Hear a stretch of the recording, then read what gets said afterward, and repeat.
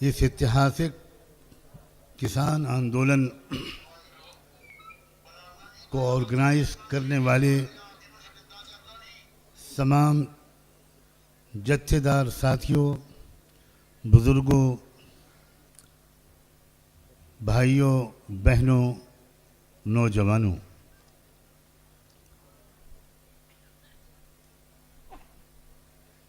मैं इस वक्त यहाँ आपके पास भारत के तमाम गरीबों, मज़दूरों, किसानों और मुसलमानों का मोहब्बत भरा सलाम पेश करने के लिए आया हूँ। अस्सलामु अलैकुम।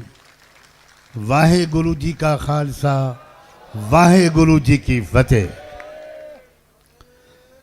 मैं आपसे सच कहता हूँ, जब से 2 साल पहले मुझे दरबार साहब जाने का अवसर प्राप्त हुआ था और मैंने वहाँ कुछ क्षण बिताए थे, उस वक्त मुझे मेरी आत्मा को ये महसूस हुआ था कि इस भारत के मज़लूमों को जो नई आज़ादी मिलेगी उसकी शुरुआत दरबार साहब से होगी।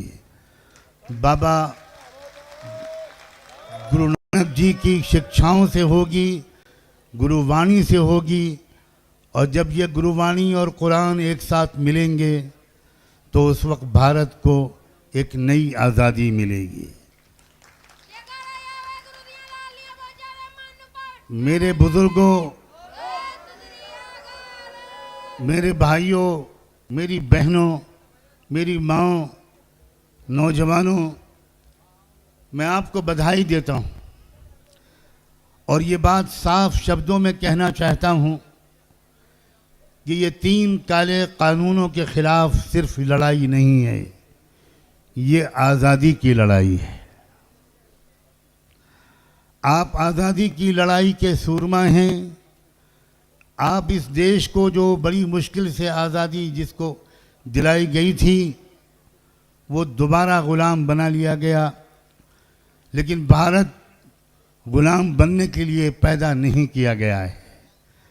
भारत के अंदर जो क्षमता है, भारत में जो रूहानियत है, भारत में जो आध्यात्मिकता है, भारत के अंदर जो सलाहियत और पोटेंशियल है, वो इसको दुनिया का लीडर बना कर रहेगा और भारत को दुनिया के नेतृत्व के पोजीशन तक पहुंचाने के लिए मुझे ऐसा लगता है खुदा ने आपको चुना है।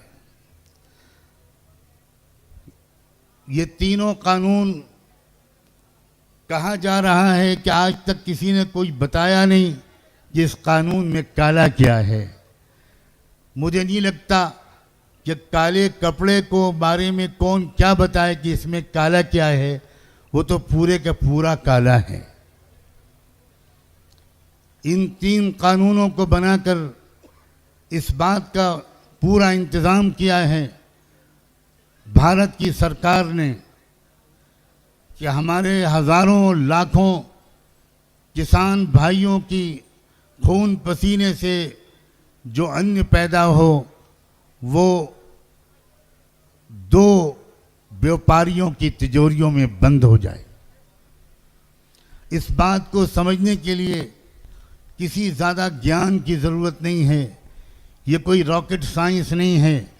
जब आपने ये कानून बना दिया, जब आप एसेंशियल कमोडिटीज़ एक्ट को ख़त्म कर रहे हैं और भंडारा करने की इजाज़त दे रहे हैं कि व्यापारी जितना चाहे अपने गोदामों के अंदर गल्ले को स्टॉक कर ले, और जब देशवासी ये देख रहे हैं कि इस कानून के बनने और बनाने से पहले 2 साल पहले से देश में अडानी के गल्ले के भंडार जो लाखों टन गल्ला इकट्ठा कर सकते हैं वो बन के तैयार हो गए, तो क्या आपने हम देशवासियों को मूर्ख समझ रखा है?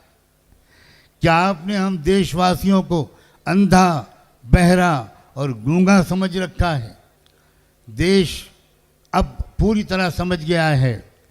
मैं आपको यकीन दिलाता हूँ भारत की तमाम मस्जिदों के इमाम, भारत की तमाम मस्जिदों के विद्वान और उलमा, भारत का एक एक मुसलमान पुरुष और नारी, एक एक नौजवान, ओबीसी के लोग, एससी एसटी के लोग, लिंगायत के लोग, सारे मजलूम और गरीब समाज के लोग इस वक्त आपके साथ शाना बशाना इस लड़ाई में आपके साथ हैं। संयुक्त किसान मोर्चे को पूरे भारत के 115-120 गरीब आवाम की तरफ से सलाम कबूल कीजिए।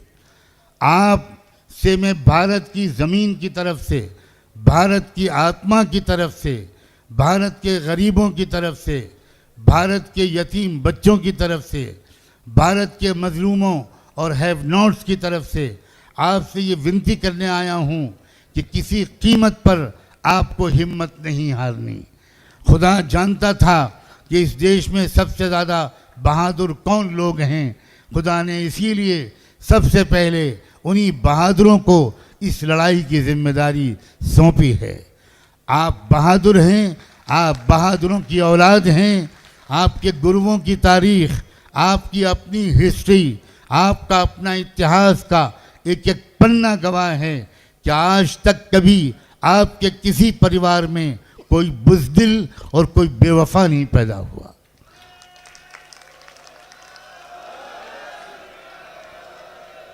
आप मन के सच्चे लोग हैं और आप अपनी बात के पक्के लोग हैं।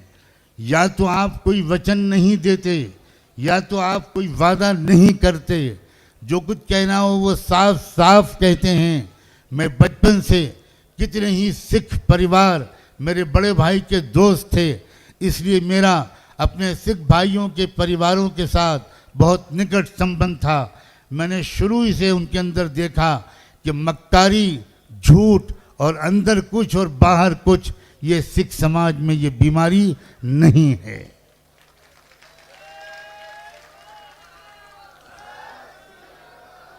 मैं खुदा से प्रार्थना करता हूँ कि मेरी तरफ से और आप सब की तरफ से वो 200 से ज़्यादा जो बुज़ुर्ग और भाई यहाँ शहीद हुए, जिन्होंने अपनी शहादत पेश की, जिन्होंने अपने प्राण निछावर किए, जिन्होंने अपनी जान दे दी सच्चाई की लड़ाई में, गरीबों की तर्जुमानी में, उन सब को हम सब की तरफ से सलाम पहुँचे। ये शहादत बेकार जाएगी ऐसा कोई सोचेगा तो ये उसका मूर्खपने की अलामत है और महापाप है। हजारों साल नरगिस अपनी बेनूरी पे रोती है, हजारों साल नरगिस अपनी बेनूरी पे रोती है। बड़ी मुश्किल से होता है चमन में दीदवर पैदा। खुदा के यहाँ देर हो सकती है, अंधेर नहीं है। इस देश को न्याय मिलेगा, देश के गरीबों और मजलूमों को न्याय मिलेगा। शाबाश है उन लोगों को जिनकी कोशिशों के नतीजे में ये न्याय मिलेगा। आप सबका नाम मुझे ऐसा लगता है और आपके समस्त परिवार वालों का नाम, तमाम किसानों, मजदूर भाइयों और बहनों का नाम उन बहादुरों की फहरिस्त में लिखा जा चुका है जिनके ज़रिए से व्यवस्था परिवर्तन होगा और न्याय स्थापित होगा।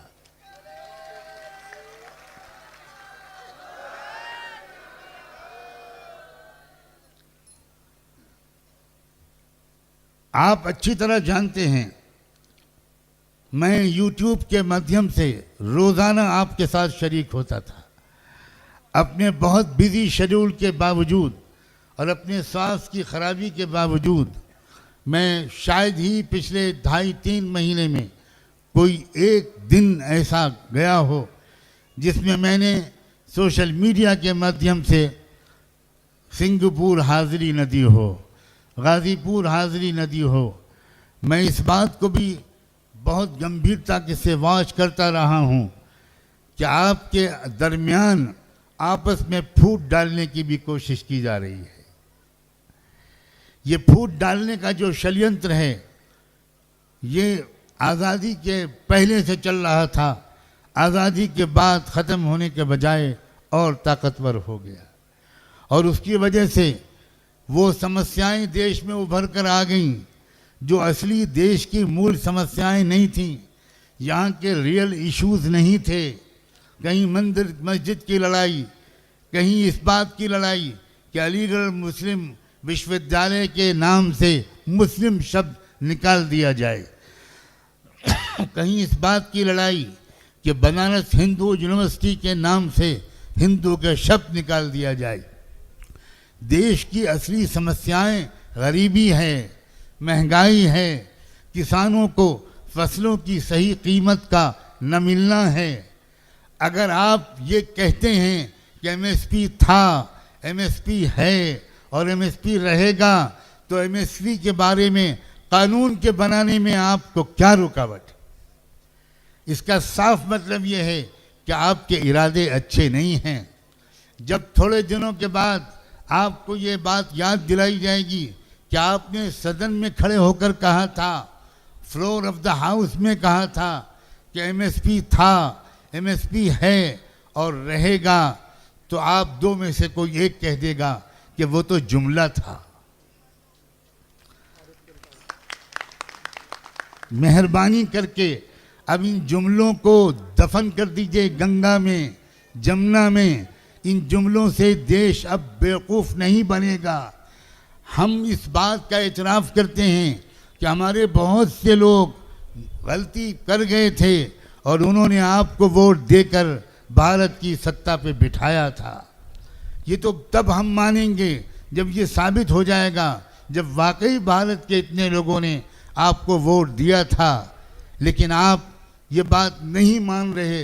पूरे विश्व में ये बात फैल चुकी है कि आप जेन्युइन वोटों से नहीं जीते थे, आप ईवीएम के ज़रिए जीते थे। अब देश में जागरूकता फैल रही है और ये किसान आंदोलन, मेरा दिल ये गवाही देता है, और आपके रोशन चेहरे, आपकी बहनों की आंखों के आंसू, आपके जज्बात, आपकी पेशानी पर चमकती हुई लकीरें इस बात की गवाह हैं कि अब आप इस देश की व्यवस्था बदलने से पहले चैन से नहीं बैठेंगे। मैं आपको इस बारे में बधाई देता हूं कि आपके ने अपने कंधों पर बहुत बड़ी जिम्मेदारी ली है। आपके कंधे मजबूत हैं, तभी खुदा ने आपके कंधों पर यह जिम्मेदारी डाली है। अब आपको समस्त देशवासियों को, समस्त गरीबों को, समस्त मजलूमों को, तमाम अल्पसंख्यक समाज के तमाम लोगों को अपने साथ लेकर चलने के लिए अपने दिल को उतना ही बड़ा करना होगा जहां जितना बड़ा परम पूज्य बाबा गुरु नानक का दिल था। अगर परम पूज्य बाबा गुरु नानक के दिल बड़ा ना होता तो वो मक्के भी ना जाते, वो बगदाद शरीफ भी ना जाते, वो अरबी ज़बान के बहुत बड़े विद्वान और कवि न बनते, वो कुरान शरीफ को न पढ़ते, वो करतारपुर में मस्जिद न बनाते। ये उनके बहुत विशाल हृदय का एक जीता जागता सबूत है। और वो वक्त आ गया है कि अगर हम पिछड़ गए थे या हमें किसी ने पिछाड़ दिया था, तो अब हम फिर एक दूसरे से गले मिलें। और सिर्फ गले नहीं, हमारा शरीर नहीं मिले, हमारे दिल मिलें, हमारी आत्माएं मिलें, हमारे जज्बात मिलें, हमारी ज़िंदगी का उद्देश्य मिलें। ये भारत वो देश है जिस देश में उस पहले इंसान आदि मानव हज़रत आदम को जब स्वर्ग में पैदा करके उस मालिक ने इस देश, इस ज़मीन पर उतारने का फैसला किया था, तो इसी भारत देश को चुना था उस पहले इंसान को उतारने के लिए। हमें गौरव है कि हम उस देश के वासी हैं। ये देश तहजीब का मुल्क था, मोहब्बत का मुल्क था, प्रेम का मुल्क था, भाईचारे का गहवारा था। दुनिया में इसकी मिसाल दी जाती थी। गंगा जमनी तहजीब यहाँ का एक मुहावरा था। लेकिन थोड़े से लोग जो कैरेक्टर के अच्छे लोग नहीं हैं, जो लुटेरे और चोरों की मानसिकता रखते हैं, जिन्होंने इस देश के लोगों को आपस में लड़ाकर और इस देश की सत्ता पर कब्जा कर लिया और वो ये समझ रहे हैं कि वो हमेशा इस सत्ता पर। याद रहें, वो लोग बड़े से बड़े तानाशाह गुजर, इस समय के तानाशाह भी अपने अंजाम को पहुंचेंगे। शायद हमारे जत्थेदार बुजुर्गों को और शायद आप जैसे उनके वफादार सिपाहियों और समर्थकों को खुद एहसास पूरा शायद न हो कि देश में, पूरे देश में, कश्मीर से कन्याकुमारी तक आपके इस आंदोलन ने उम्मीद की कैसी नई शमा रोशन की है और उम्मीद की कैसी रोशनी बहाल कर दी है। हम जैसे कार्यकर्ता लोग जो 25, 30, 40 साल से इस देश की व्यवस्था परिवर्तन के लिए कोशिश कर रहे हैं और बामसेफ के मंच से, बहुजन क्रांति मोर्चे के मंच से, भारतीय क्रांति मोर्चे के मंच से और न जाने कितनी ऑफशूट ऑर्गेनाइजेशंस के मंच से, महिलाओं के संगठनों के मंच से इस बात की कोशिश कर रहे थे, लेकिन हमें लग रहा था कि जागरूकता पैदा नहीं हो पा रही। जितनी बड़ी मिकदार में जागरूकता पैदा होनी चाहिए और इश्यूज और प्रॉब्लम्स और चैलेंजेस और जो चुनौतियां हैं उनकी गंभीरता के बारे में जो एहसास और जो सीरियसनेस का एक फीलिंग देश के अंदर जाना चाहिए था, वो नहीं हो पा रहा। लेकिन मेहनत करने वाले मेहनत करने से चूके नहीं। और क्या किया उस मालिक ने जिस पर हमारी और आपकी सबकी आस्था है। हम और आप सब एक को मानने वाले हैं, एकेश्वरवाद को मानने वाले हैं। हमारी आपकी आस्था है कि उस एक ने ही इस देश की सत्ता पर काबिज लोगों की जो बुद्धि थी, थोड़ी बहुत अगर थी, तो उसको भी कहीं पर गिरवी रखवा दिया और उन पर ऐसी मूर्खता सवार हुई कि उन्होंने महामारी के दौरान राज्यसभा में वोटिंग कराए बगैर इन काले कानूनों को पास करा दिया। और ये काले कानूनों को पास कराने ही के नतीजे में आज हम और आप यहाँ बैठे। ये भी समझ लीजिए कि बार बार ऐसा होता है, रोशनी जो निकलती है वो अंधेरे के पेट से निकलती है। देखने वाले दो तरह के होते हैं। कुछ लोग अंधेरों को देखकर डर जाते हैं और घबरा जाते हैं और ये कहने लगते हैं कि अंधेरा बहुत फैल गया, अब तो हाथ सुझाई नहीं दे रहा, अब क्या होगा, अब कैसे चलेंगे, अब अपनी मूल आवश्यकताएं कैसे पूरी करेंगे। लेकिन उसी अंधेरे को देखने वाले दूसरे किस्म के ऐसे लोग भी होते हैं जो ये कहते हैं कि अंधेरों की शिद्दत इस बात की अलामत है कि अब सुबह रोशन करीब है, अब सुबह करीब है। याद रखें, जुल्म को बढ़ता हुआ देखने वाले दो तरह के लोग होते हैं। जो लोग इस जुल्म को और अन्याय को देखते हैं वो दो तरह के होते हैं। कुछ लोग वो होते हैं जो समझते हैं कि अरे अब तो बहुत जुल्म हो रहा है, अब देश में गरीबों का क्या होगा, मजलूमों का क्या होगा, किसानों का क्या होगा, मजदूरों का क्या होगा। लेकिन दूसरे किस्म के ऐसे लोग भी होते हैं जो ये समझते हैं कि जब बढ़ रहा है तो ये इस बात की अलामत है कि अब इंसाफ का दौर करीब है, अब न्याय की सुबह करीब है। और इस बात की अलामत ये मंच है और आप सब हैं। अगर आपने ये हिम्मत न की होती, अगर आपने ये फैसला न किया होता, अगर हमारे जत्थेदार साथियों ने, बुजुर्गों ने ये ज़बरदस्त फैसला न किया होता कि इनफ इज़ इनफ, बहुत हो चुका, अब हमको बाहर निकलना होगा, अब हमको सड़कों पर आना होगा, अब हमको दिल्ली में रामलीला ग्राउंड तक जाना होगा, अब हमको घेराव करना होगा, हमको आवाज़ बुलंद करनी होगी। अगर आपने ये पहल न की होती तो हो सकता है अभी रात का अंधेरा और बहुत दूर तक चलता। लेकिन आपकी पहल ने लोगों के दिलों में ये उम्मीद पैदा कर दी है कि अंधेरा अब उसकी उम्र घट रही है और रोशनी के दिन करीब आ रहे हैं। मैं आपके इस मंच से तमाम जाट भाइयों और बहनों को भी ये संदेश देना चाहता हूँ कि जाट भी एक बहादुर कौम का नाम है। आपने और जाट भाइयों और बहनों ने ख़ास तौर पर जब आपने ये बेड़ा उठाया और पहल की तो सारा देश जात और धर्म की तमाम बाधाओं को पीछे करके आपके साथ आ गया। इसलिए आप इस बारे में चौकन्ना रहिएगा। ये तो मैं अपनी तसल्ली के लिए कह रहा हूँ, वरना मुझे आपकी समझदारी पर, आपके विजनरी अप्रोच पर, आपकी इंटेलेक्चुअल कैपेसिटी पर इतना भरोसा और विश्वास है कि आप खुद चौकन्ना रहेंगे। लेकिन मैं ये समझता हूँ कि मैं एक नेक काम करके जाऊँगा अगर आपसे ये रिक्वेस्ट करके जाऊँ, ये विनती और ये निवेदन करके जाऊँ, बल्कि ये प्रार्थना करके जाऊँ कि किसी कीमत पर जाट और सिख और ये किसान एकता को कभी कोई दरार न पड़ने दीजिएगा। ये किसान ही इस देश की असल ज़ुबान था, किसान ही इस देश की असल शक्ति थी और शक्ति है और शक्ति रहेगी। इसलिए आप अब सबको अपने साथ लगाए रखिए, खूब चौकन्ना रखिए कि जो दुश्मन है वो हर कीमत पर हमारी सफ़ों में दरार पैदा करने की कोशिश करेगा। मैं मुस्लिम समाज की तरफ से पूरी जिम्मेदारी के साथ आपको यकीन दिलाता हूँ कि देश के 25-30 करोड़ मुसलमान, जैसा कि अभी हमारे साथियों ने बार बार आपको बताया, वो सब आपके साथ खड़े हैं, वो सब आपके पीछे खड़े हैं। हम कोई नमाज ऐसी नहीं होती जिसमें आपकी कामयाबी के लिए दुआ न करते हों।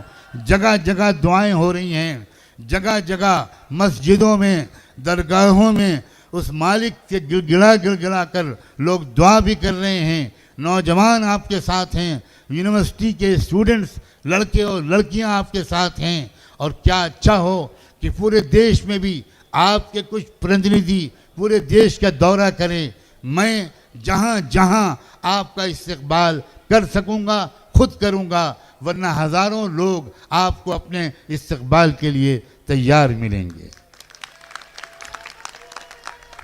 मैं ज़्यादा समय आपका नहीं लेना चाहता। मैं आप सबकी हिम्मतों को सलाम करते हुए आपसे इजाज़त चाहता हूँ और अपने थोड़े से कमज़ोर और बीमार जो मेरी सेहत का हाल है उसके लिए दुआ की भी प्रार्थना करता हूँ। मेरा दिल चाहता है कि पूरे देश में इस आंदोलन की आवाज़ लेकर एक एक गांव में मैं खुद जाऊं, हर दरवाजे पर फ़कीरों की तरह दस्तक दूं कि अब घर से निकलो, अब घर में बैठने का वक्त नहीं है, अब भारत की तकदीर के बदलने का वक्त है। और भारत की तकदीर बदलेगी तो विश्व की भी तकदीर बदलेगी। इन उम्मीदों के साथ मैं आप सबकी मोहब्बतों का बहुत शुक्रिया अदा करके आपसे इजाज़त चाहता हूँ, आपसे रुखसत होता हूँ। अभी हमको फ़ौरन नमाज भी पढ़नी है। एक बार फिर मैं आपको सलाम करता हूँ। वाहे गुरु जी का खालसा, वाहे गुरु जी के फतेह। बहुत बहुत शुक्रिया, बहुत बहुत शुक्रिया।